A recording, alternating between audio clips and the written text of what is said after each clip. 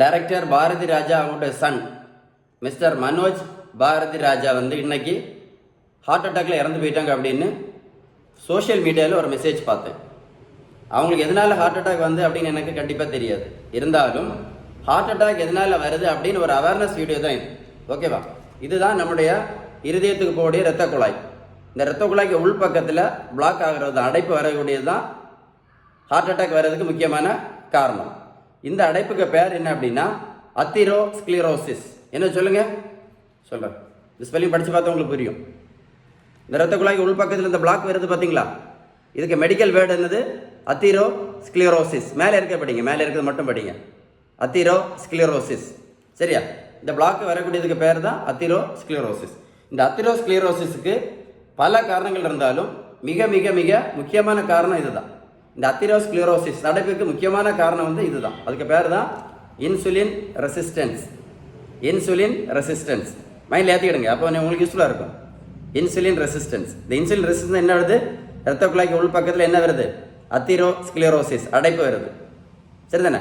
So இந்த insulin resistance எதனால வருது அப்படின்னு கேட்டிங்க அப்படின்னா நிறைய காரணங்கள் இருக்குது. நான் முக்கியமான காரணத்தை மட்டும் தான் சொல்ல போகிறேன். முக்கியமான காரணம் என்ன அப்படின்னா நம்ம வீட்டில் சாப்பிட்ற உணவுல விகிதம், நல்ல கொழுப்பு சத்து, விட்டமின் சத்து, இனிப்பு சத்து, தாது பொருட்கள் சத்து, புரதம் சத்து, நம்ம வீட்டில் சாப்பிட்ற உணவுல விகிதம் கரெக்டாக இல்லாதனால தான் என்ன ப்ராப்ளம் வருது? இந்த இன்சுலின் ரெசிஸ்டன்ஸ் ப்ராப்ளம் வருது. ஒல்லியாக இருந்தாலும் வரும். இதுதான் கேரிகோ மெசேஜ்.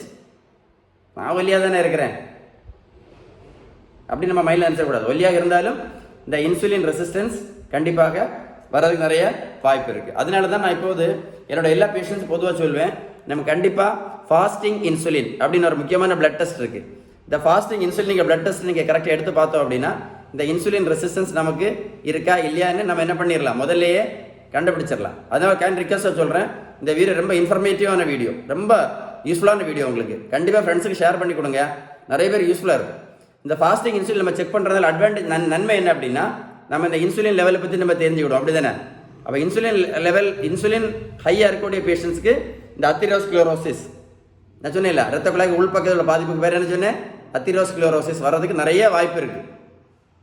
அதில் நீங்கள் கண்டிப்பாக என்ன பண்ணுங்க, நீங்களும் கண்டிப்பாக ஃபாஸ்டிங் இன்சுலின் செக் பண்ணி பாருங்கள். ஃபாஸ்டிங் இன்சுலின் கண்டிப்பாக செக் பண்ணி பாருங்கள். ஒல்லியாக இருந்தாலும் செக் பண்ணி பாருங்கள். இந்த இன்சுலின் ரெசிஸ்டன்ஸ் வர்றதுக்கு